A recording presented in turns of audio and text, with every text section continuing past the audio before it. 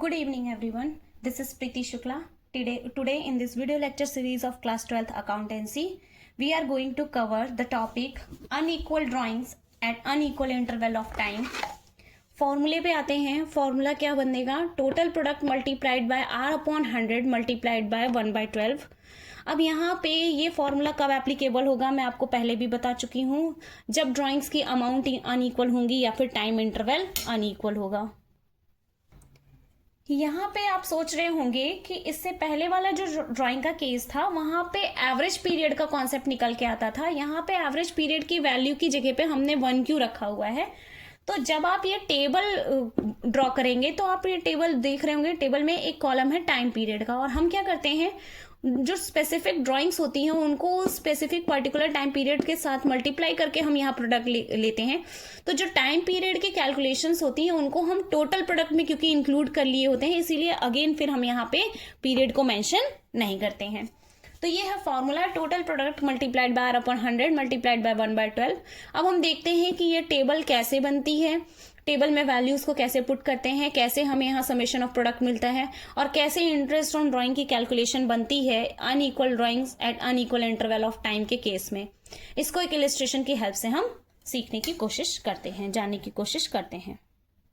In the case of unequal drawings at unequal interval of time के case में इस illustration के help से हम इस क्वेश्चन को सॉल्व करने की कोशिश करेंगे. आइए देखते हैं इलस्ट्रेशन क्या है. सपोज दैट कि ड्राइंग्स का पैटर्न कुछ इस तरीके से हो. यहाँ पे आप देख रहे होंगे ड्राइंग्स की जो अमाउंट है वो अनइक्वल है. कभी 60,000 है, समटाइम्स इट विल बी 30,000, कभी 25,000 है, देन 10,000, देन अगेन 10,000, देन 5,000. तो ड्राइंग की जो अमाउंट है दैट इज अनइक्वल. और अगर आप टाइम पीरियड इंटरवल देख रहे होंगे तो कभी 1 अप्रैल को हुई है, देन 31 जुलाई, फिर देन 30 सितंबर, देन 1 दिसंबर, देन 1 मार्च, देन 31 मार्च. तो कभी 1 महीने का गैप है, 1 मंथ का गैप पे हो रही है, कभी 3 मंथ्स के गैप पे हो रही हैं. So you can see here कि फर्स्ट ड्राइंग और सेकेंड ड्राइंग के बीच में जो टाइम इंटरवल है वो 4 मंथ्स का है, अप्रैल, मई, जून, जुलाई. सेकेंड ड्राइंग से थर्ड ड्राइंग्स के बीच में जो टाइम इंटरवल है दैट इज ऑफ जुलाई तो एंड हो चुकी है, अगस्त, सितंबर, 2 मंथ्स का गैप है. फिर सितंबर से दिसंबर में सितंबर की काउंटिंग तो हट चुकी है, अक्टूबर, नवंबर एंड दिसंबर की स्टार्टिंग है, तो अगेन फिर से 2 मंथ का टाइम गैप है. देन 1 दिसंबर से दिसंबर, जनवरी, फरवरी, 3 मंथ्स का गैप है. और फिर सेकेंड लास्ट ड्राइंग और लास्ट ड्राइंग के बीच में 1 मंथ का गैप है. तो ना तो ड्राइंग्स की अमाउंट इक्वल है और ना इनके बीच का टाइम इंटरवल इक्वल है. तो इस केस में प्रोडक्ट मेथड अप्लाई होगा.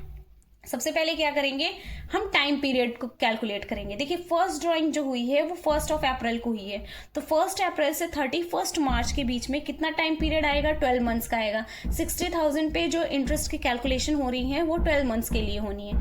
ऐसे ही सेकेंड ड्राइंग जो हो रही है वो 31 जुलाई को हो रही है. 31 जुलाई को हो रही है तो टाइम पीरियड कितना लगेगा. आप ऐसे भी कर सकते हैं कि ड्राइंग से पहले का जो टाइम पीरियड है आप उसको 12 में से माइनस कर दीजिए. जैसे 31 जुलाई को ड्राइंग हो रही है तो अप्रैल, मई, जून, जुलाई का इंटरेस्ट नहीं लगेगा क्योंकि जुलाई की एंडिंग है. 12 महीने में से 12 मंथ्स में से 4 मंथ्स का इंटरेस्ट नहीं लगेगा. तो इंटरेस्ट नेक्स्ट केस आता है थर्ड केस में. देखिए अमाउंट ऑफ ड्राइंग इज 25,000 की ड्राइंग जो हुई है दैट इज ऑन 30 सितंबर को ड्राइंग हुई है. तो ड्राइंग के बाद कितना टाइम पीरियड बचता है, सितंबर की लास्ट डेट है तो सितंबर का इंटरेस्ट लगेगा नहीं. काउंटिंग शुरू होगी अक्टूबर से, अक्टूबर, नवंबर, दिसंबर, 3 मंथ्स इधर, और जनवरी, फरवरी, मार्च. तो जो इस पे इंटरेस्ट लगेगा दैट इज ऑफ 6 मंथ्स. तो यहाँ पे टाइम पीरियड आ जाएगा 6 months. 25,000 multiplied by 6 that is 1,50,000. Next drawing हुई है 10,000 की. डेट ऑफ ड्राइंग है 1 दिसंबर. तो 1 दिसंबर में हम दिसंबर को इंक्लूड करेंगे, दिसंबर मंथ को इंक्लूड करेंगे. दिसंबर टू 31 मार्च 4 मंथ्स निकल के आ जाते हैं यहाँ से, दिसंबर, जनवरी, फरवरी, मार्च, 4 मंथ्स आ गए. तो 10,000 multiplied by 4 then the product will be 40,000. Next second last drawing is of 10,000. 10,000 की ड्राइंग कब हुई है, 1 मार्च को हुई है. 1 मार्च, तो टाइम पीरियड कितना बचता है 1 मार्च से 31 मार्च, दैट इज ऑफ 1 मंथ, तो प्रोडक्ट बन जाएगा 10,000 मल्टीप्लाइड बाय 1, 10,000।